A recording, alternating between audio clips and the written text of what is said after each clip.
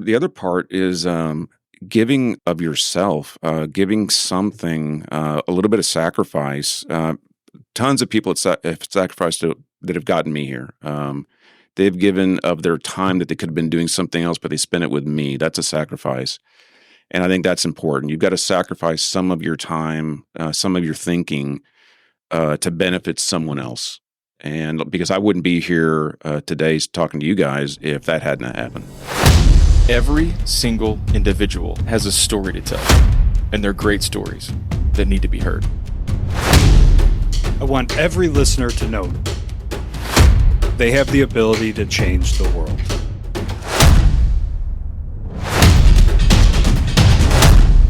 Welcome to the 1720 podcast.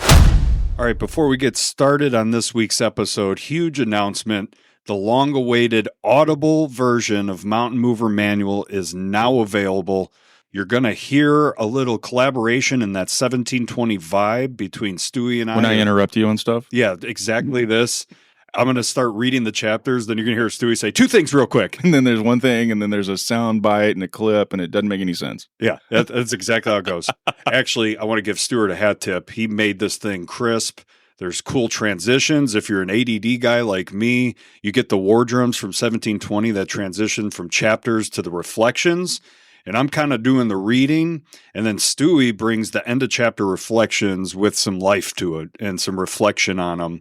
Because what we want you to do is not just consume this book. We want you to grow from it. And so those reflections are super important to stop down, learn something from it, and just get better. Yeah, I tried to, being the exquisite audio engineer, try to like layer in some of like 1720's sound vibe to it, but also make it uniquely your book. And so I hope the listeners, as they tune into the Audible, can hear like, oh, this sounds familiar, but it's uniquely Kevin. So that was my hope, my goal, and I hope it turned out like that, man. Oh, it did. It sounds awesome. Thanks to you. And if you got those Audible credits, they're stacking up. Bing, bing. Burn one on this, if you would. Write in a review, support it. I'd really appreciate it, and hopefully we could get it out there and break past the 1720 audience and our friends and get it out there to many folks. I know y'all are Audible listeners, so go check that out. And then for today, we'll head over to the podcast. What's up, Mountain Movers? Welcome back to the 1720 podcast. This week's guest is long anticipated. We were going back through the email records. In January, we started talking about it, and then everybody got busy. But somebody that's just so highly respected. A lot of our great friends speak about this guy in just such a high regard. And so we're excited to unpack that and leadership and a few other things. But today we have Joe Flores. Thanks for joining us, my man. Thanks for having me. It is a long, I think that email was back in January, wasn't it? It was, yeah. And some things happened around time in January, and we'll come back to that, but it's been a busy season, probably for everybody, to get us here. But yeah, thanks for joining us. As we typically kick off, I'll let you give a self-intro. Who's Joe Flores? Yeah, well, first of all, I got to tell you guys, it is a huge honor to be here. You guys have become a big force locally for sure, and I keep hearing story after story about people listening to you on the drive in, on the drive home, so for me, this is a big deal, so thank you for having me. Well, thanks for saying that. I think sometimes we forget people actually listen. Yeah. And it's like, yeah, Kevin and I are hanging out and asking interesting questions of friends, and so we forget sometimes about that, so I appreciate you saying that. It keeps us going, man. No, so thanks for that. Well, let's see, husband, father, builder. I've got 4 kids, 2 daughters, 26 and 24, and some people will laugh. Some people may go, what the heck? But then I've got a 4.5 and 2.5-year-old, Joseph and Jackson. So I've got Anna, Rebecca, Joseph, and Jackson. Well, and you said it before we started recording, you said something that I was like, that's an interesting way to say it. I think you said 2 pairs, girls high. Exactly, yeah. I love that. It's amazing. Yeah, and Joseph and Jackson are my Tarzan and Mongo, and then I still call my oldest Thing 1 and Thing 2. So yeah. But yeah, that's pretty much who I am. Born in Los Angeles. I didn't know that. Yeah, nope. So I don't know where to tell people I grew up. So I was born in L.A. East Los Angeles is the cliche. That's where I was born and was there up until about I was 12 years old, and then we moved to Dallas. Okay. Mom and Dad wanted to start over. They thought that was the great way to do it. We had some family here. And so from 12 to 18, lived in the DFW area, then went off to school to A&M and did some damage there.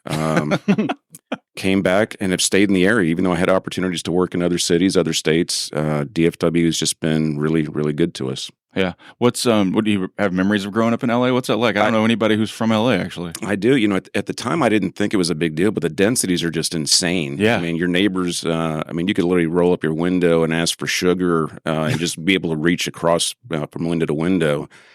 We grew up it was a tough part of town, East Los Angeles, where I was, it was Culver City, Huntington Park, South Lake. We eventually kind of escaped some of that into Downey before moving to Dallas.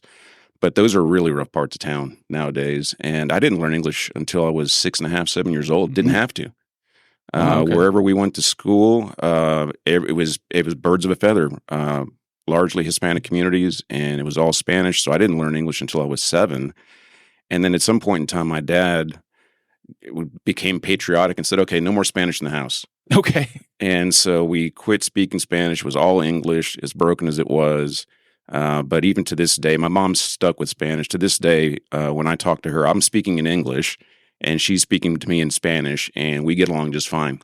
And he probably did that for you and for brothers and sisters, if any, that knowing that it's going to help you down the road. Oh yeah, like a father moment, like we need to do this. Yeah. This is going to help you. Yeah, and so nowadays, one of my girls knows Spanish fairly well. The other one tries, and she's getting there. And then I'm every now and then I'll throw out some Spanish to the boys, and just to get them to start rolling their tongue for their R's, and just to kind of get them used to it.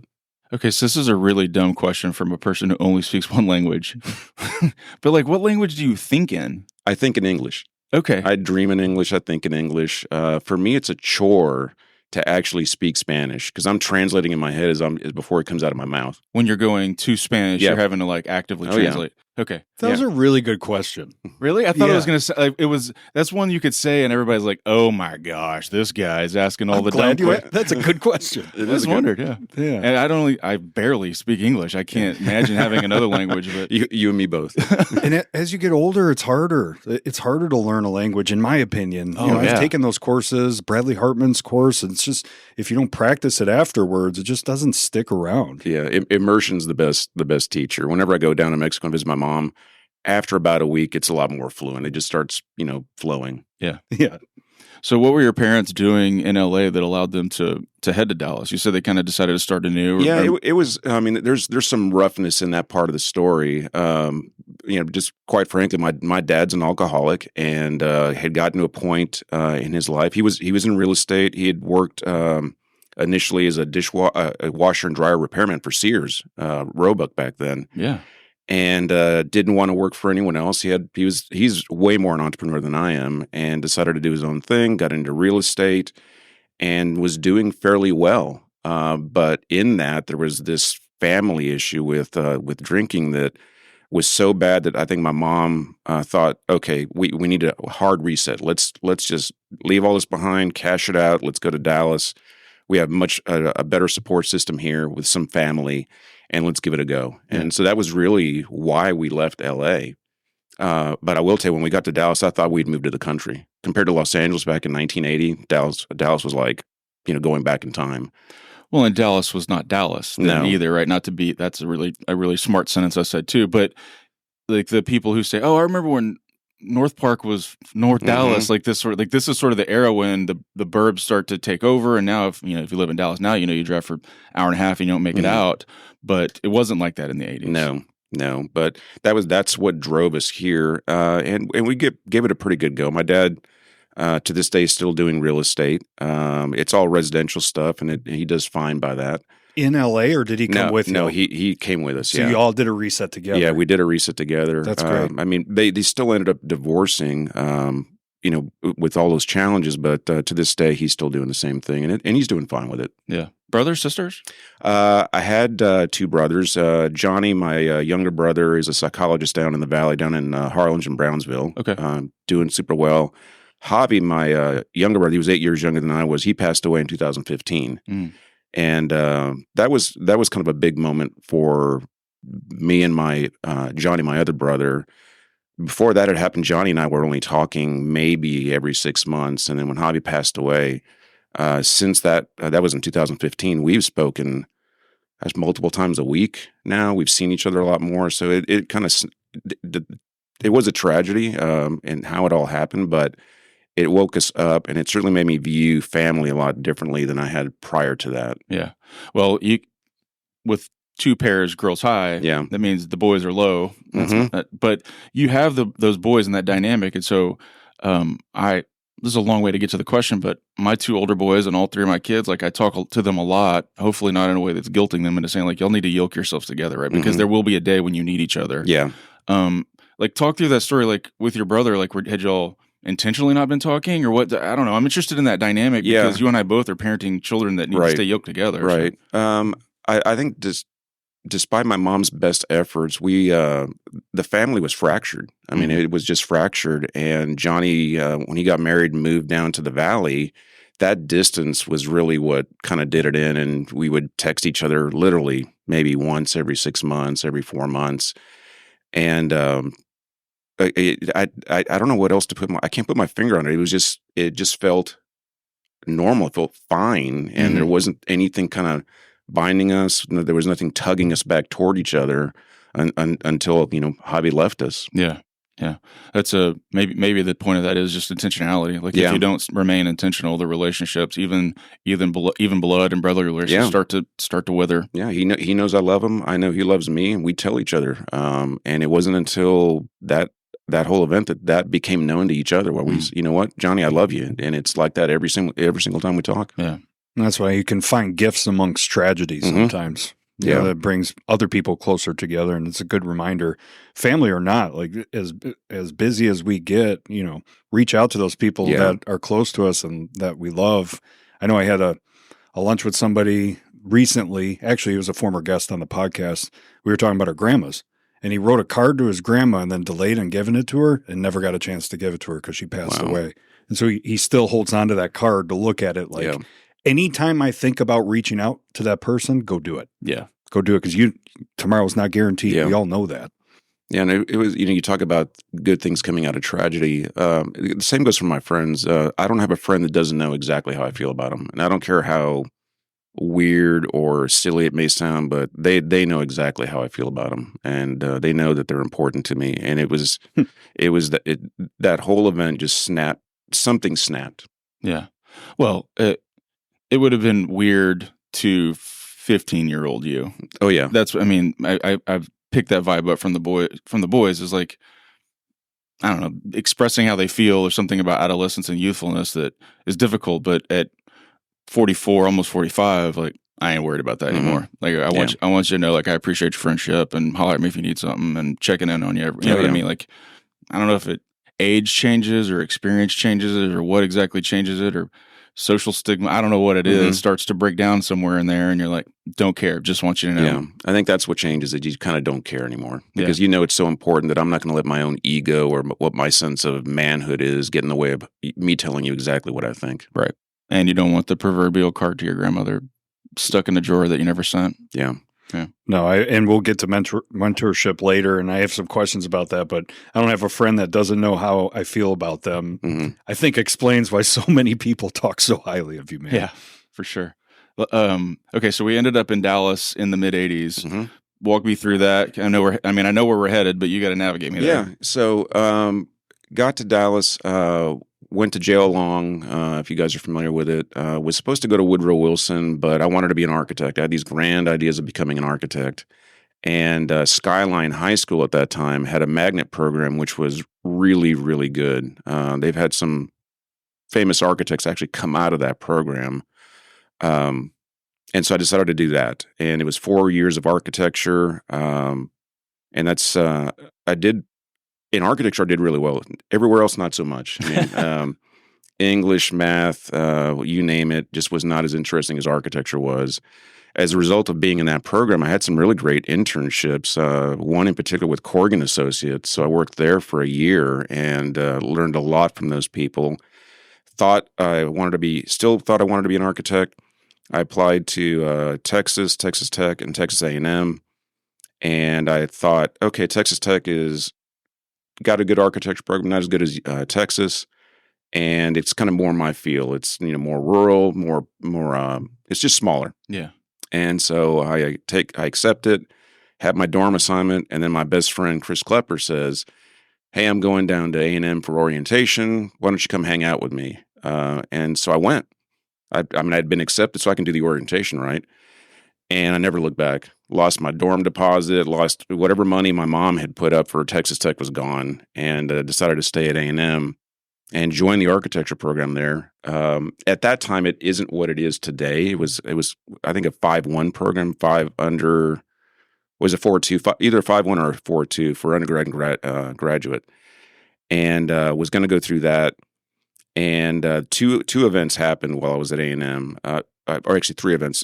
I won Outstanding Freshman in Design while I was there and was having a grand time with it. And then I had one prof that was, man, this dude was brutal. So for those that know architecture school, I mean, you're up for days on end working through designs and assignments, getting ready for presentations. And I remember this one guy, man, he ripped me a new one. And it wasn't that I didn't have a good solution. What he was arguing was there was no evolution from where I started to where I ended. And I smarted off and said, it's because I knew that the first design I came up with was the right one. And it was kind of the start of the end at that moment in time. And then the last piece, the last event was I decided to do a little bit of research on salaries back then. Mm-hmm. And being immature and not understanding life as well as I do today, I made a decision. I was like, I'm staying up for days on end for this. and getting critiqued by guys like this. And so it was an immature way of looking at it, but I said, I'm out. And, but I knew I wanted to be in the built environment. It was in my blood. And so I looked into the construction science program and switched over. It delayed me by a little bit on top of not being a great student. And I haven't looked back. Interesting. Okay, so there's a couple things I'm going to pull out of there, but the one that jumped out like screaming at me was Klepper. Totally. Have y'all been homies forever? Chris and I have been best friends since 1982.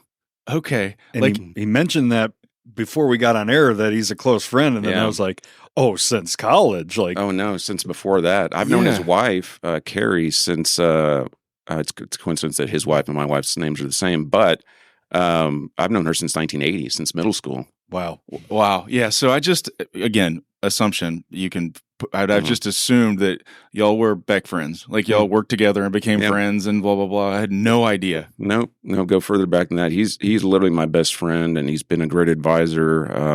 The dude's a warrior. I mean, I don't know what else to say about him. For sure. Okay. Go ahead. You got something? Well, I might skip too far ahead from your other point, or did you do the bingo tile if I have 2 things but only have 1? I don't know, but it doesn't matter. Rachel, which gave us a lot of prep sheet notes in the introduction, which we knew you already, but we got the introduction and some insights. There's a bingo tile for you. But who drug who to Beck then? He drug you to A&M. Yeah, I drug him to Beck. So you paid it forward. Yeah, he was an interesting spot in his career, and I mean he's a construction guy too, and was not in the construction industry and was looking for an opportunity, and it just worked out. And I was able to broker, a little bit of the relationship, and we were able to bring him on board. And the dude just keeps hitting it out of the ballpark as far as I'm concerned. He's got a huge following. He's a great coach and mentor, and top notch. Yeah, right.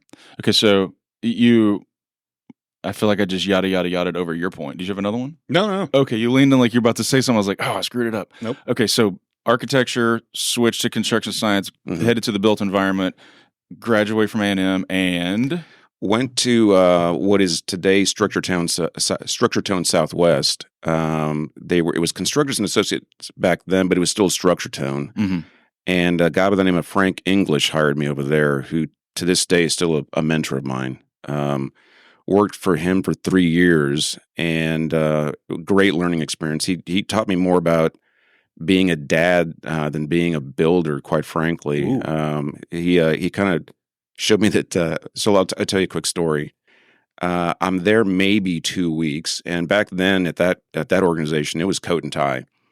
And I can't remember, we started to get comfortable with each other. I mean, he's a VP, and I smarted off, and he grabbed me by my tie, and literally we're going all out wrestling. And by the way, he's 6'5", 260 pounds against my 5'10". I probably maybe weighed 165 then, and just flinging me around. And I'm going, what what have I gotten myself into? But he was literally showing me affection because that didn't stop for 3 years. And I was an estimator over there, but that was between estimating projects, I was getting my butt kicked by him because that's just how we showed affection. Literally. Yeah, but I use it with my boys. I mean, they know I love them because of me flinging them around the family room. There's something to this. There's something to this. I won't. I'm not going to bingo tell this, but like wrestling with the boys, it's so much fun. Yeah. It's oh so my much gosh. fun. Yeah. And so I spent 3 years there. I had interviewed with what was Beck back then was HCB Contractors.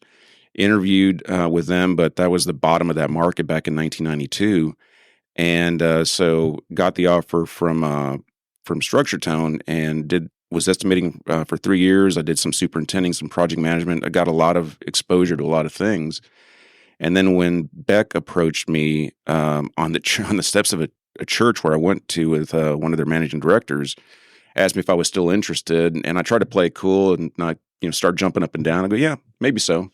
And had a couple of interviews, one with him, one with the HR guy, one with Peter Beck real quick. And they made me an offer on the spot and got lucky enough to go jump on the Texas Motor Speedway. That was my first project with Beck. Oh, wow. Cool. That's a big one. Yeah. I mean, so just from a personal goal standpoint, when I was at A&M, we were brainwashed into thinking you need to go work for the biggest and baddest builder you can find. Still to this day. I think so, yeah. And so when I finally got on board with Beck, because Structure Tone's presence back then in the market was only $150 million. Beck was more like 350 back then, and I thought I'd hit a grand slam. I won the lotto, is what I thought. And so to go be on a job like that was a dream come true. Yeah. And it's a huge job. Yeah. And that's not really a pivot professionally, but like headed in the right direction. And then you'd proceed to do what I think most listeners will say is unprecedented, is stay at one company for a long time. Yeah. Yeah. I mean, it feels like it doesn't happen much anymore. So walk us through the Beck journey, because it's 20, what is the number? 27 years? 28 years? Almost 28 years, yeah. At Beck, that's a long time with one spot. So walk us through that journey. I mean, I look back with a lot of fondness. I didn't know exactly what I'd gotten myself into when I joined Beck. I mean, I knew this was an amazing project to be on, but were some of the people I was connected with, I mean, just some of the finest in the industry that took personal interest in me and coached and mentored me along the way. Texas Motor Speedway, I remember feeling, after we finished that job, which was amazing, I go from $130 million super speedway to an $8 million call center, and I'm going, oh my gosh, my career's going backwards. I was. How do I get excited about this? I was sad for a little bit, but gosh, I was the only. I got promoted to project engineer at that time, and I learned way more on that $8 million job than I did on the $130 million one. And so it was a good experience working with some great people on that one. Went from there to a little, spec office building in Las Colinas that I still drive by on occasion and kind of laugh at, just because I know all the ins and outs of the project. And then from there, I went to South Lake Town Square, and that was kind of a pivotal project for me. There's a guy by the name of Frank Epping that was on that job. And you talk about a mentor of mentors. If you look at his lineage and all the guys that are used to be under him, they're all doing great things. A lot of them are doing great things. And there was a moment on that job where I felt like my career changed. And we had a pretty big workforce out there, many of them Spanish speaking. And I remember Frank Epping approaching me and saying, hey, I want you to give the next safety talk, but I want you to do it in Spanish. And I was like, I ain't doing it. Oh, interesting. And he's like, what? I'm your boss. I'm telling you to do it. And I go, I'm not going to do it. And he let me off the hook, and he approached me again the next month, said, hey, I really want you to do this. And I thought, fine, I'll do it. And the reason I didn't want to do it is because I was afraid. Mm-hmm. I was scared. And it was, I could just envision myself going up there and trying to communicate in Spanish, what safety is about, what the project is about, and how much we appreciate these people, and just messing that up. And I finally just said, you know what, I'm going to do it. And so what I did is I went home, then I went over to my mom's house, wrote out what I wanted to say, and practiced it with her because it was important to me. I didn't want anyone to think that I was kind of hacking my way through this thing. and it went well. And I was shocked at the amount of appreciation that we got from the workforce, Totally. from our people out there. But more importantly, it was this. I got over this fear of speaking publicly, but also just getting out in front of people and communicating appreciation. And so that was a big pivotal moment for me. Even if you would have hacked it, Mhm. you would have had that appreciation because you're meeting them where they Yeah. need to be.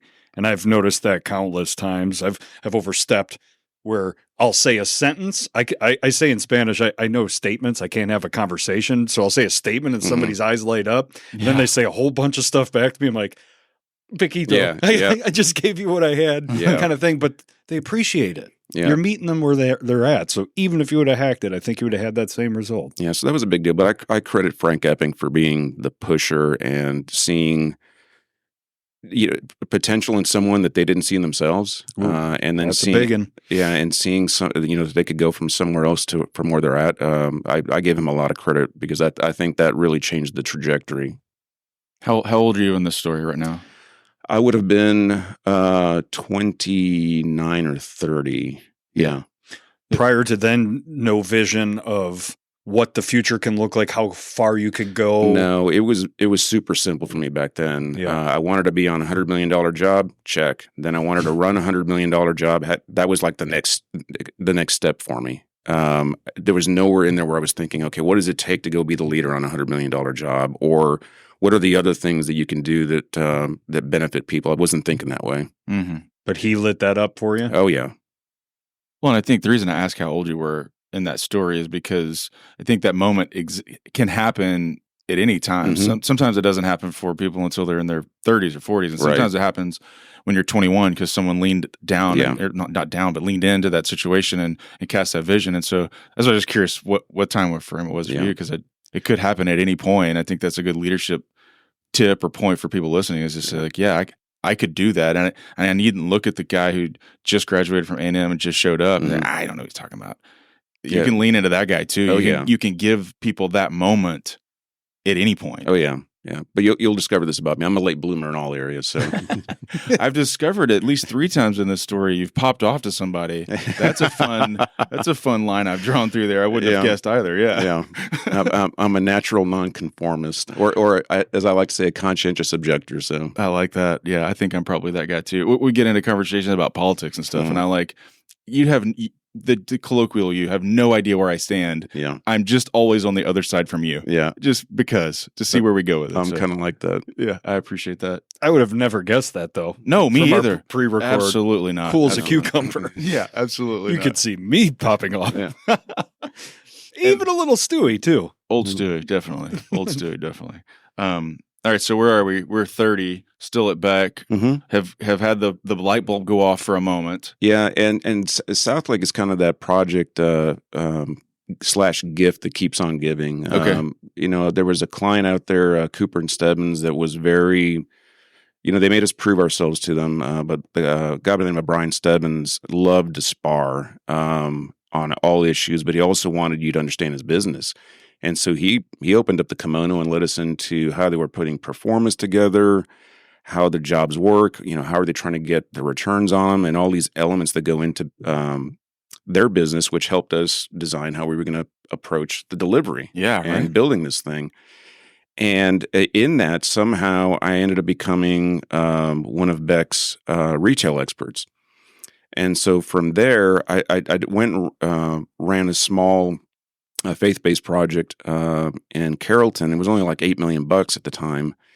By the way, it's funny to think about how things have changed. That job would probably be about 17 or $20 million nowadays. So it was. I say $8 million back then. It was a nice sized job. Yeah.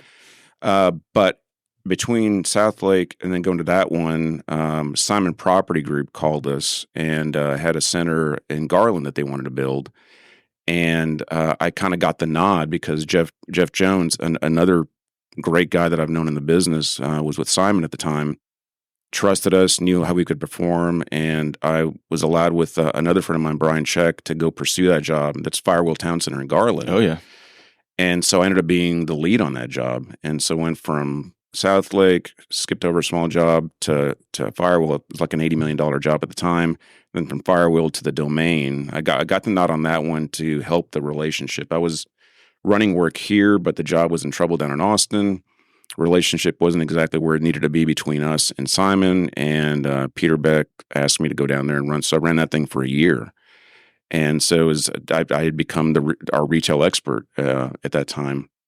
And then in there, Peter taps me on the shoulder and says, "Hey, how do you feel about maybe running human resources?" And I thought he was crazy. I mean, what do you want this knuckle dragger who's building projects for you to go do that? And his philosophy was, I want people that understand the business at that level to come into the corporate so they can deliver these services, knowing what it takes and how it benefits our people. And I still think he was crazy to do it, but I've been the beneficiary since. And so I ran HR for 7 years. Mm-hmm. And then here's a name you guys will recognize very well. Was lucky enough to have Holly Crowder on my team. Oh, yeah. And she was the natural successor, and she took it to a whole nother level. She blew me away because I'd gotten promoted into another position, chief administrative officer, because I started taking on other functions, legal, risk, safety, and then just a smattering of things. I think the CAO position at that time was, we don't know who can do this, so just give it to that guy. Yeah, give it to Joe. And then from there, we restructured the organization, and my responsibility went from CAO to brokering. I can back up just a half a step here. I would go out to our projects, and I never like to use the word audit, but I was auditing our jobs and trying to figure out where the friction was, either physically on the job or financially or contractually. And then in doing so, because I had all these connections, I was able to broker solutions. Okay, we got to get legal involved here. Nope, we got to call risk. Nope, we got to bring in operations. Or if something needed to be kicked up to the CEO, I could do all that. But the main goal of the position was make sure that our jobs are succeeding. Yeah, we got to make sure our people are winning. And then from there is almost to the present. But what was happening at that point in time is I had 2 toddlers at the house. Yeah. I was traveling around to all our offices from Colorado all the way to Florida. And it was kind of rough looking at my wife and saying, "Hey, I'm going to be gone for 2 or 3 days. Good luck with the boys." And so that was kind of tough.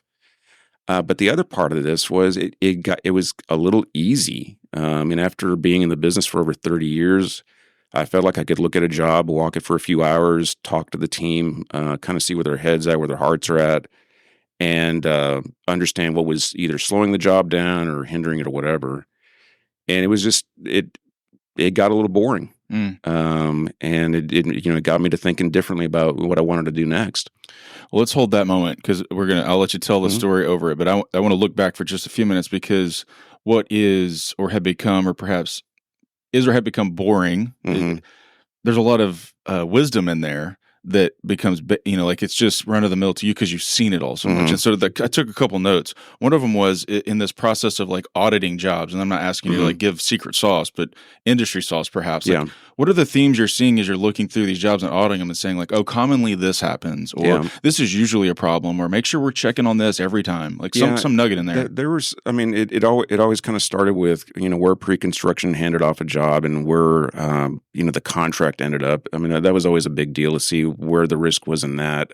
But post that, some of the to me, this is so 101. How quickly is a team able to buy out a job? I mean, it's buyout, execution, closeout. That's kind of the way I was looking at these projects. And the slower the buyout, I mean, that was a red flag. Okay, what's going on? Either the design isn't complete, we're having trouble signing up trade partners, or the team is understaffed, or heaven forbid, they just don't have the skill set on the team to get this stuff done. So that was kind of a green, yellow, red flag that I always paid attention to. Then in terms of execution, what's the flow? Where are we with billing on a job? You can tell based on how much they've billed on a job and how much is left to go, whether they're going to make it or not. Oh yeah. I mean, especially post 50%. Yeah, I mean, and these are just fundamentals. We all know them, but executing is still tough. So you look at that, and then closeout. We never want to be in our own way of finishing the job for the client and then getting what we have rightfully earned. Right. And so those are kind of the three buckets that I was looking at on projects and trying to walk teams through and being there to kind of help them. I mean, if there's a snag, what can I do to get that snag out of the way? Is speed to buyout generally, or is this slowness to buyout perhaps is a better way to say it, generally derivative of drawings being not ready? In some from your cases, perspective. yeah. In some cases, yeah. That's. I mean, I don't want to, insult my architecture friends. No. Yeah. But yeah, in some cases the drawings just aren't there. But it's not necessarily architecture's fault. I mean, these are things that are derived. I mean, you can go back to the root of what's the financing on the job looking like, and they move forward. The owner making decisions, and it just cascades through the project.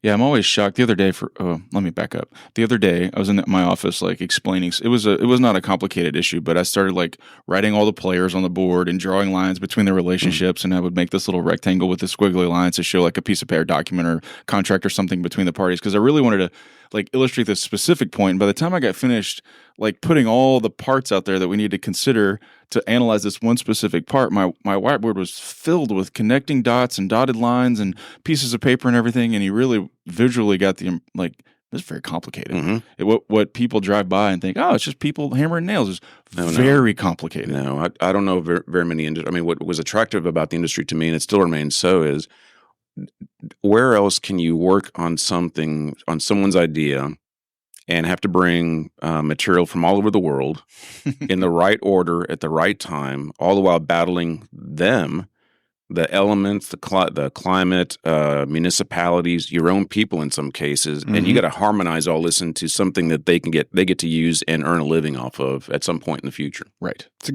very elegant way of explaining construction. Yeah, it's a bit of a battle all the way through. Yeah. Well, and that's a direct competitive narrative against the it's just guys in the field. Oh yeah. Oh no, it's not. Oh no, it is a complete symphony being conducted. It's orchestrated at 9 different levels. This is not as simple as you think it is when you drive by and you are frustrated because that yellow cone is a little further out into the lane. Right. It's way more complicated. So there was a point before we go on to the next part of the journey where I think it was the CAO position where we don't know what it looks like, but Joe will figure it out. Yeah. Huge compliment, right? So there's some attributes behind there, and we have a ton of listeners aspiring to take the uncommon path that you have. And I say it's uncommon because you went office engineer to managing director. That's for the few, not the many get the chance to do that. So kind of looking in the mirror or thinking about what maybe mentors pointed out in you, why do you think you made it through those rounds and were given and gifted those opportunities? What was it about you that attracted people to the next opportunity over and over? I think it's less about me and it's more about the people that were around me. I was very fortunate to have people that took deep interest in me and what I wanted to do. They wanted to know what my goals and aspirations were, and they were also advocates. I don't care how talented you are. If you don't have an advocate that's kind of pitching for you a little bit or helping you broker a connection from you to a potential, a leader who can, offer you a potential position, it's kind of hard to make it. So I would say it's a lot more about that. Obviously you have to perform because their credibility is on the line when they're making recommendations about you. But being coachable is a big thing, and it sounds like a bit of a cliche. But if you aren't coachable and aren't willing to listen about how to do things differently or how to broaden your understanding or accept that you're not doing it right, dude, you got to change. You're not performing. You got to change. If you're not willing to take that in and be coachable, then I think that would be an obstacle. And I think I was lucky in that regard early on because I just got punched in the face so many times. Literally and metaphorically. I had to become more coachable and listen and know that I'm talking to men and women who have been there, done that way more and way longer than I have. Okay, so there are people who are listening who just heard that little segment and thought, well, I don't have an advocate. Yeah. What's your advice to those folks? Because some do and some don't. And the ones who do are privileged to have those people in their life. But what if you don't? What if that hits your ear and instead of being inspired and encouraged, you're like, phooey? Yeah. That's a really hard question because it's real easy for me to say you gotta hustle and go find the people that care about your development and that you resonate with them. I mean, it's human nature to want to hang out with people you have fun with, right? Or that you can commiserate with a little bit, or you have some commonality. So it's real easy for me to say go find that person, but I mean, if you're not hustling to find that inside your organization, if you can't find it, then you got to go somewhere where you do find it. Right. Everyone can have an advocate. It just not may be exactly where you're at. That's it. And that's hard advice to hear. But I mean, effectively, it's if you don't have an advocate and it's not here, you might have to make a really hard decision. Yeah. You might have to give up whatever safety or certainty that you have to go find it. Right. And then the fruits of it pay itself forward infinitely, but it's going to require you doing something. Oh, yeah. Yeah. Well, you can have plenty of mentors and advocates that aren't inside your office walls. It just requires hustle and patience. You got to go meet people and go to events and all that sort of stuff and nurture relationships and make it a two-way street of what can I do for you? It's not just, can you pour into me? And over time, those build advocates. That's an excellent point. So you've just added another dimension to this part of the discussion because I hadn't even thought about, I mean, that's kind of 101. It should have been 101 for me, but until you just said that, you're right. I mean, the advocate doesn't have to be inside the organization. Right. It's someone else who said, no, that guy was on my job and he's going to be on the next one too. And the outside pressures that get influenced inside. Yeah. And an advocate who forms itself more like a mentorship to your point, but can say, here's how you fix your situation, but I can only help you from afar. Right. Yeah.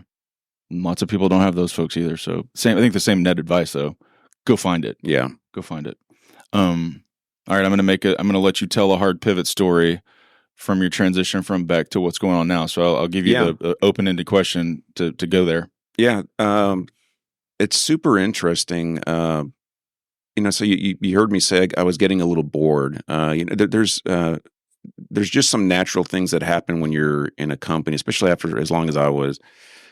Companies evolve, individuals evolve, and sometimes that evolution isn't necessarily aligned.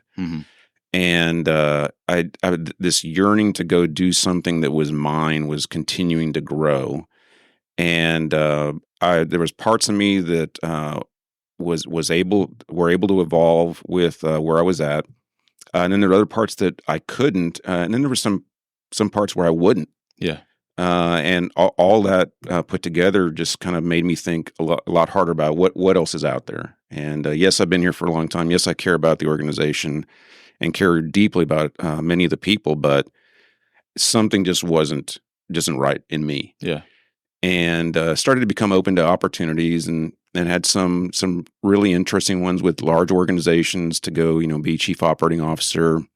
That didn't quite work out, and considering where I'm at, I couldn't be any more happy that they didn't work out. And so this opportunity kind of crossed my desk, and a little over a year ago. And it was a bit weird because the guy that brought it to me kind of knew what I was thinking about, what my future looked like, and like we were chatting about earlier, I mean, it was a $25 million a year firm, which we knew was a bit of an embellishment, and that's okay. They're trying to sell it. Yep.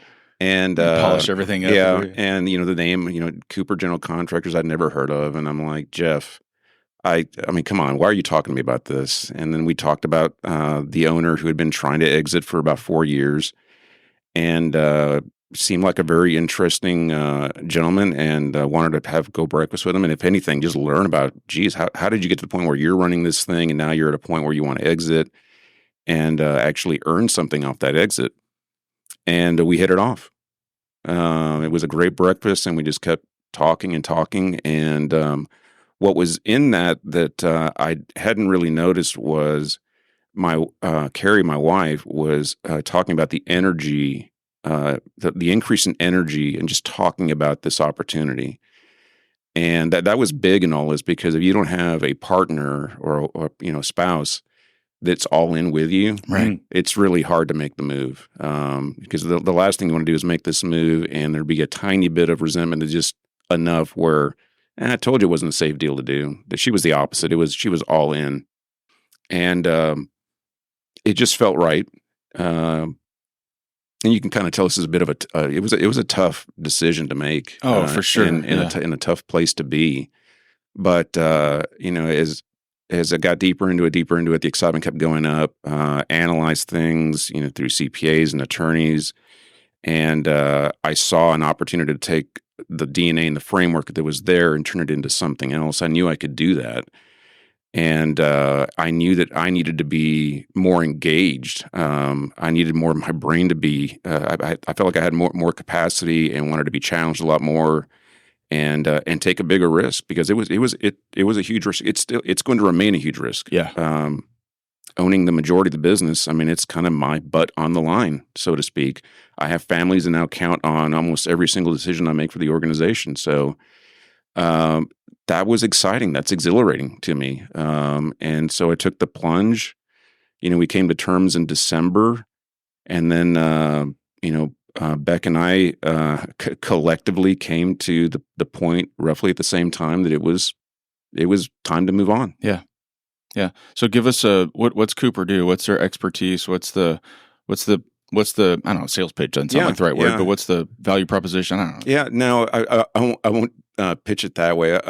Let's just be black and white about what they do and what they don't. Small firm, they've been hovering in that $21, $23, $24 million range for years.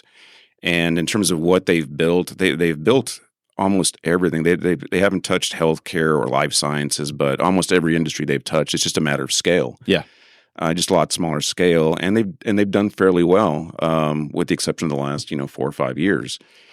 They're I didn't even know these were things, by the way. They build the daylights out of car washes. Oh yeah, and I never knew that was a thing, and they did really well, and that's still part of our business today. It's too much of our business. I mean, it was 60% of the business when I showed up. There's everything that falls under this automotive umbrella. And they do primary care, Montessori schools, daycares, and then retail, industrial, warehouse, all sorts of stuff like that. But again, it's all at the scale that they have been doing it versus what we're now looking at doing. Yeah. The idea of becoming re-energized, I think maybe reinvigorated. I don't know what the right words to capture that is, but that's exciting. Yeah. I mean, like, it's exciting for me. It's exciting to hear you say it. It's exciting to see it in you. Like, I don't know. It's a kind of contagious energy. Yeah, it's hard to describe them. I just feel alive, because like we were chatting about earlier, I'm scared every single day. You're not bored. I am not bored. I'm scared every day. I'm excited every day. There's joyful things that happen every day, exciting things, and then really scary stuff. And but things are working out. Yeah. And there seems to be a solution for every challenge that's popped up. There's opportunities that have been popping up. Most, if not, well, actually right now, all of them are the people that work there have brought the opportunities, are putting us in a different place to operate differently than we ever have before. They just needed to be unleashed. Yeah. And kudos to Carey, right? You're bringing that home. As confident as we can be in our careers and day to day, we can bring our self-doubt home, right? Because it's our most comfortable place. Yeah. Oh, yeah. And for her to see that, the self-doubt and the risk, and be like, crank that lever. Nope, I see the opposite. I need that at home every now and again. I'll bring the self-doubt home. Yeah. And I did it this morning, actually. She's like, none of that. Get out of here. Yeah, you got this. That's a ride or die, right? Yeah. I ended up calling it bringing uranium home is how I viewed it. But I didn't know I was bringing it home. And Interesting. And it wasn't until I started thinking about what other opportunities there might be that it became apparent that I was bringing negative energy home. It's radioactivity. Yep. Just killing everybody with it. And I didn't know it, and she was being very subtle with trying to let me know what was going on, and I was too blind. It's, boy, we talk about that a lot. I love the idea of bringing uranium home, not that you're doing it, but like the conceptualization of the toxicity associated with what that activity is. Because we talk about it in a lot of different frameworks, but the idea that it's uranium capsulizes this idea that you're bringing it home and then it's like seeping out and ruining everything, and you don't really know it until it's all broken and dead and decaying. Like that sort of like pervasive but silent, I don't know, like the way you said it is beautiful and terrible. but beautiful. It's gradual. Like that uranium might start as a grain of sand, but then the oh crap moments when it's an entire beach. Right. Like you don't see it coming initially with so many other things like weight gain or bad habits, and then you look back like this has to stop. Yeah. It sneaks up on you a little bit. And I really see the timing in all this being truly, I mean, to me, it's divine because I didn't see it, and the boys were at such a young age, it probably wasn't affecting them as much as it might have been today, and certainly in the future. So the timing could not have been any better for all this to transition, because now, being excited every day about what I do, that energy just comes home with me. Even when I have a bad day, there's something different about being engaged and using, the skills that God gave you to go do this stuff that transfers to the boys now. Mm-hmm. And on top of that, one of the other reasons I decided to do this is I wanted my girls and my boys to see me build something. And I couldn't have thought of a better opportunity to go build something and provide value, not only to clients, but in particular to the people that work for you. Mm-hmm. And develop skills that I'll be developing from now until I stop doing this, and transfer, even though the girls are older, transfer those skills to Ann and Rebecca, transfer those skills to Joseph and Jackson. So that was another big reason for doing this. Yeah. You're going to transfer those points whether you intend to or not, right? So you might as well be intentional with it. It's a good call. Excellent point. So you go over there. Did you have, and what, I don't know, it's your time frame. So like, did you have a 60-day plan, a 90-day plan that involved, I got to learn or I got to coach, like a combination of both? Yeah, I did have a 90-day plan, and I had lunch with Matt Fisher before, Rach made the connection, sat down with Matt, told him what I was doing. We didn't even have to say his name. You did it. It's a quota. He pays us to mention his name every episode. I get a percentage too. Kevin spit his water out. But so I sat down with him because he and I were kind of we had this parallel path a little bit with what he was doing. He was out a year ahead of me or so, and gave me some great advice. I mean, I had my 90-day plan, but he said, Joe, kind of sit tight for the first 90 days, observe, learn, meet everyone, get to know everyone, and don't make any decisions that because no matter how small you think they might be, they're going to be perceived as massive. Yeah. And I adhered to that for the most part. There was some stuff that I had to change, some procedural stuff, policy stuff. And then once the second 90 days kicked in, I too kicked it into another gear. And it was a lot about, Jeff with Lasco said that you got to have the right people on the bus. And I used a different term, and our folks know what I'm talking about when I say this, but I had believers and non-believers. And it was natural with new leadership and the direction and the way I wanted to do business. There were people who just didn't want to do that. And so we started going through some people changes. Yeah. And so now I'm at critical mass. As small as we are, I'm at critical mass on believers, and everyone is all in, but they've also been unleashed to go do what they're good at. And then the third 90 days was about really getting out into the market. I was kind of transitioning into that, but the part about the business, amongst many things, but there was one piece that scared the daylights out of me, that I was going to have to go out there and do business development. Mm. And it has been the most fun, other than developing people, it's been the most fun thing about what I do. And enjoy it a lot. And there are people that didn't have the chance inside the organization that now do. And so for an organization our size, we've got 4 or 5 people that are always working on sales and BD. Well, tell me more about why that's fun. I have some ideas I think I could feed to you, be like, what about this? What about this? But I want to hear you say it first. I love being in a position where we're trying to offer people solutions. And but there's something woven inside of that, and I just kind of have fun getting to know people. Yeah. What do they do? What do they have kids? How did you get to where you're at? And I mean, it's kind of woven in that. How do we deliver some sort of solution or set of solutions that's going to it compel this person to use us for their project? But yeah, it's just, that's kind of how I see it. Well, it takes me, I wrote it down as about the 26-minute mark. You said something about, and I didn't get the name right, but someone had drawn you in and taught you how the business was run and showed you their pro formas and Yeah. explained to you, like, this is how we win. Mm-hmm. And I wrote that down. And the note I took is learn your customers, because that allows you to have this skill set, the expertise in the background to lean in and say, Right. I know about your business. Right. I can help you solve those problems. Have you thought about X? And we talked about this a little bit with Danny a couple weeks ago, of like, that's the BD aspect that allows you to wear your built environment hat, your owner hat, your problem solver hat, all of them at once, to like lean in and build those connections and relationships. That's what I thought you would say. That's exactly what you said. Yeah. And there's something else that kind of popped out of all this, and going from where I was at to Cooper, and I didn't realize how many relationships I had. I think I was so full of myself and not feeling good that I was starting to lose connection. And so when I finally made the jump, all these relationships just popped up. I mean, it was just someone turning on the lights, and it was hundreds and hundreds of people reaching out and wishing me well and advocating. And many of them are, when I'm talking to a client, I can tell them, you know what?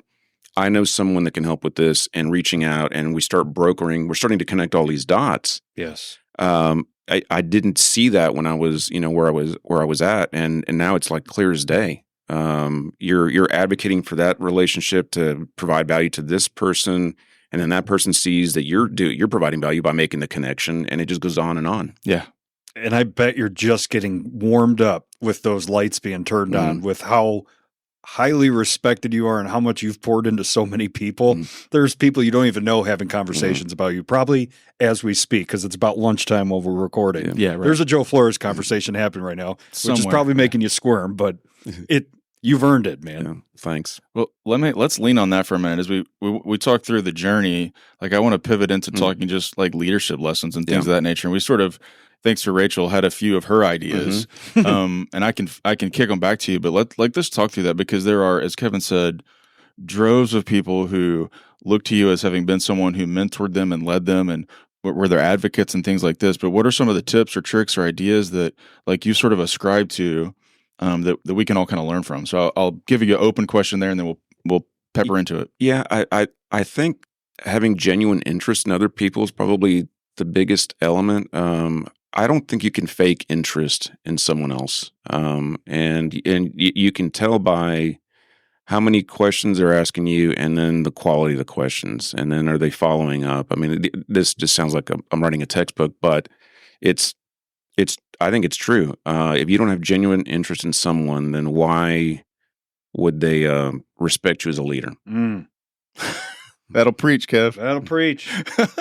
Got that church. Yeah, you got the church over there. Yeah, and I'm not saying I'm good at it, but I like learning about people, and I also have I've got this natural reverence for construction and what people do to make it happen, and also realize as you kind of peel layers back, that this man or that woman are here because they're trying to provide for themselves, or they have some goal or aspiration that this is the vehicle to deliver that on that goal, or they've got a child they're wanting to send to school, or they're trying to pay for a medical bill. I mean, there's always these layers behind there, and so it's really natural to revere what they're doing to get there, even though you may not know exactly what it is. And to me, that's pretty big. So that gets into that genuine interest. And when you're asking the right questions and you're having conversations and you're being deliberate, and some of this is just natural, because you can't do it in one shot, by the way. It just takes time. You hear things and you're going, they're interested in this, or they've got this other goal they're trying to achieve.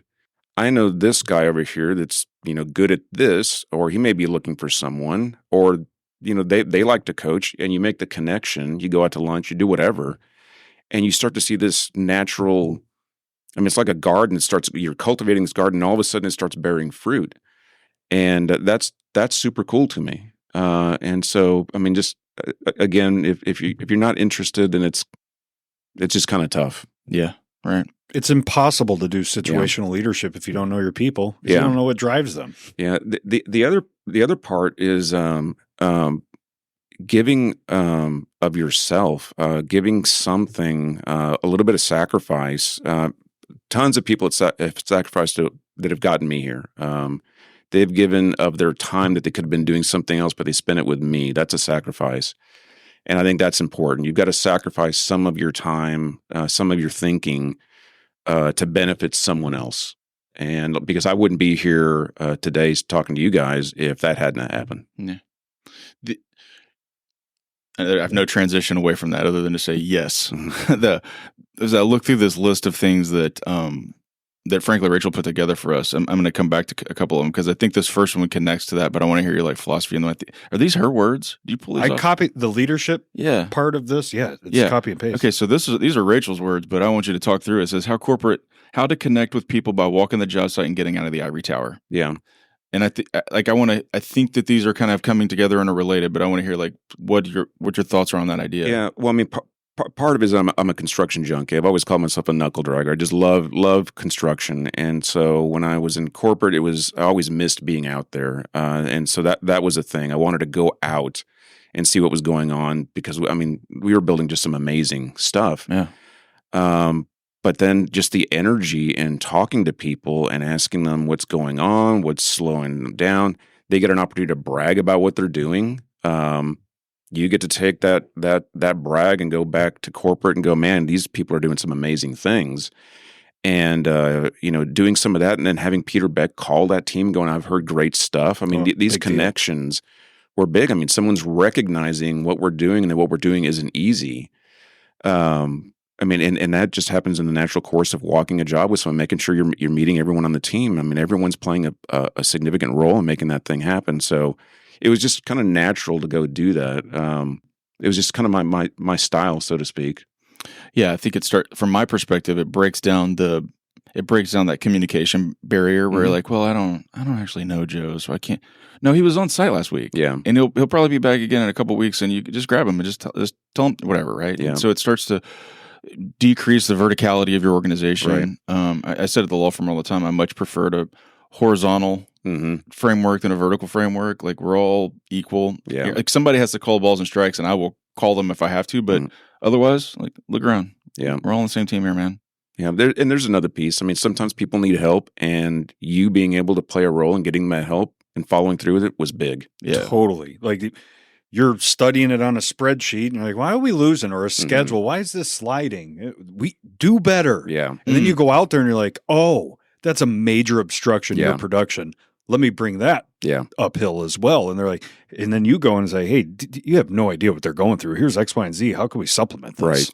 And then they feel their voices heard. Yeah. That's great. But that was the most fun part of my job is going out there and connecting with our folks. I think I'm a construction junkie too, but every time I go in the field, I think I wear our guys out because I'm like, what is that? What is that? Where's this going? Who's working on that? And like, what? And I'm like, because I'm super interested in what that is and what's going to, how are you going to screw that on there? What's it, where, just because I just want to know how it all fits together. I could almost guarantee that more often than not, they love answering those questions. Yeah, that's what, shout out to Brock. Went on a ride along with him to check on projects. And about halfway through, I was like, am I killing you right now? He's like, oh, no, this is awesome. I love telling you. Okay, good. Some are nervous because they've never seen it in the industry before. So when you're asking those questions, they think you're out to get them. And you're like, no. I'm here for you. Yeah. I'm a fan. Thank you. I'm nothing without you. Yes. Yeah, I just want to know that pile of rocks is there. What are we doing with it? Sweet. That sounds awesome. Can I drive that thing? No, you don't have the safety training for that. Dang. You laugh because you want to do it. Yeah, it's in my head. Too. Yeah, you're like, can I drive the forklift? Yeah. No? Okay. Come on, give me the keys, bro. No. Okay, before we leave out from this, there's something on here. I don't even know what this is. What's the Skunk Works philosophy? You've already heard that I may have popped off to a person or two. I may buck the system. I'm a bit of a nonconformist, and which still an hour into this still shocks me. Yeah, and so there, when I was running HR, getting in there was a punch to the nose anyway because I went from being the leader on a job, and so when I said up, down, left, right, stop, go, it happened. And going into corporate, you've got 800 people that kind of have to understand. You've got partners that have to weigh in. And so I went full steam ahead on just implementing things and got smacked in the nose. And that's not how we do business. You have stakeholders and owners, and you got to run these things by them, which is 100% true. And I should have done that, but I learned the hard way. However, there were ideas that I thought, you know what? I think this is a good idea, so I'm going to go ahead and test it out. And I would do stuff in stealth, and I would have Holly or Rachel or Lacey or just a number of people, and we'd come up with our plans, and I'd go implement this quietly on this project or with this people or with these people. And if it works, awesome. Then it's too far down the track, and no one can tell me that it's a bad idea, and it's already done. It's implemented. And so there were a few things like that we did. Yeah. And so I know it comes from it's a bit of a government term, government contractor term, where they've got their secret stuff that they're working on, and then then it's in the sky, right, flying around. So that's kind of what that meant.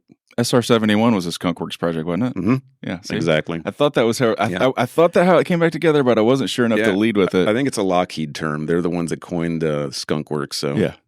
The only reason I know that's because William and I went to DC a couple years ago and reading all the little placards at the Air and Space Museum. I'm like, oh, I'll never forget a senior leader telling me, "I don't want you to do this," and I'm like, it's too late. Yeah, I'm gonna try it out anyway, and did it. And now they're still practicing this stuff to this day. Like you're like, what? You want me to do that? And point up in the sky like that thing? It's already flying. Ship sailed, bro. Yeah. So, but that's more my personality. Like I said, I'm a bit of a nonconformist. Man, that's amazing. But it is smart in a large organization before you roll out this massive plan that hasn't been beta tested. You find out that it's a flop, and then it does kill budgets and schedules. It's a good philosophy. Yeah. Where do we go? I feel like we talked through a whole bunch of stuff. I could keep asking questions, but did we miss something along the way? Well, we're going to make them uncomfortable again. Go. Just the mentorship piece. Mm-hmm. Go. I was curious about this, number one, because how many people speak so highly of you? I mean, countless guests, 10 plus, that you get brought up either on air or in conversations in some of our peer groups. And I think you've opened up to some of this equation that you've had a bunch of great mentors in your life. And that doesn't necessarily need to make you a great mentor, because if you had no great mentors, maybe that's a motivator. Mm-hmm. But in addition to the people that around you know exactly where you stand with them, like what else? What have you done as a mentor that have impacted people's life that you're a forever friend and mentor? Yeah. I think it starts with making time. I mean, I still get phone calls or emails or texts about getting together just to talk about what, opportunities, challenges. And so I think making time for those things is very important. And it just seems easy. I mean, if I'm working on something, I look at it and go, well, I can do that later. I'm going to go hang out with, whoever and talk through their challenge. So I think that's a big deal. I tend to be very candid about what I think, and if I hear an idea that I think is bad, I'm going to tell you I think it's bad. I'll be as nice as I can about it. However, on the flip side, if I hear doubt in your voice about an opportunity, and I know you can do better, I'm going to tell you that dude, I know you well enough. Wherever you go, you're going to blossom. You're going to flourish. And without naming names, there's some examples of some really sharp young men and women out there that are now doing big things. But when I was talking to them, they had their doubts. And so I guess being able to see something in someone else. But again, I don't think I learned that on my own. I think guys like Frank Epping were the ones that kind of cued me into that. Yeah, it is a gift to be able to see something in someone else that they don't see in themselves, and then be able to speak that truth to them in love and say, look, you got to get rid of that doubt. That's stupid. Here, this is where you're going. I believe in you and you believe in yourself, and let's go. It takes the intersection of two very special skill sets to be able to do it. And then if people are on your team and they come up with something that they want to do, I've always been like, let's give it a shot. If it doesn't work, we tried. Yeah. And no harm, no foul, because all of us are going to learn in that process. But you're also letting your people kind of spread their wings a little bit. I mean, Rachel kind of created the mentorship program, and that was a bit of a. It didn't start off at Skunkworks, but it was a new concept the way that she had designed it, and said, let's give it a try. And if it doesn't work, fine, we'll retool, we'll shelve it for another day, we'll do something else. But she just did an amazing job with it. But even if she had not, I think she would have appreciated the fact that she had someone supporting her 100% in that effort. I, being the 150 plus episodes reduced into my brain specifically, can tell you she told that story sitting right there when she was on. Yeah. Do you remember that? Vaguely. Yeah. Sitting in that exact seat, talked about you giving her the latitude to go do it and have the freedom to fail and just figure it out. She told that story. So I can, Wow. 100%. It's amazing. I just remember you asking her, "Are you ready?" And she said, I was born ready." Born ready. Did she have that mentality? Oh, yeah. Oh, I love that. Yeah. I was born ready. and That she- first and only time we heard that. Never met a stranger and always willing to try something new. Yeah. Not a lot of harm in that. No. You know? Yeah. Not a lot of harm in that. Well, we're all rooting for you and the Cooper team. I could tell you that right now. You have Thank a you. ton of advocates. So, and you're already leaning into that network, and you continue to do so. We got your back. I know great things are ahead. Thank you. Yeah. All right. So 2-step out of this thing. I feel like we stopped talking about books so much lately. We don't like books anymore. Yeah. We're just over them. We've read them, finished it. Yeah. I'll give you the toss up to end with a book you love and kind of one big thing. All of your life's travels lead to one big thing. What is it? So you love, what is it? What's a book you're reading these days or you love? Or I've gone back to a book called The Go-Giver. Oh, yeah. That's twice The Go-Giver. Back-to-back Yeah. episodes. Yeah. You haven't heard the latest one yet. Yeah. And I just haven't gotten to the end of it. So, but yeah, I've read it a couple of times, and I mean, given where I'm at and what I'm trying to do with the team, it just seems like an appropriate book. So it's a quick read, and I think it's awesome. Yeah. It made the rounds on the podcast. Everybody was talking about it a couple years ago, and it's back like last two? Well, yeah, it hasn't aired yet, but Paul's. Oh, that's his book. Yep, there it was. So now when you're hearing this, it has aired. Paul just talked about it last week, but you don't even know that yet. Nope. But a guest that hasn't appeared yet said that last week. Oh, funny. That's a weird way And to say Josh it. Carson's the one that sent him the book. How about that? Yeah. Well, give me one big thing. Life's travels, growing up, coming to Dallas, in construction, off on a new adventure. What's the big thing, man? It's such a huge concept and such a huge question. So I'll go out on a little bit of a limb here. I really believe that I'm here to love as many people as I can, and I'm not always going to get it right. It's not always going to be perfect, but my heart tells me that I need to do everything I can to help people grow. And the reason I think that is because there is no way I would be here had I not had people taking an interest in me. There's just absolutely no way. Yeah. That's a good one. Absolutely. Joe Flores, man, it's been awesome hanging out, learning more about you, hearing your story, and just appreciate you joining us, man. Thank you very much.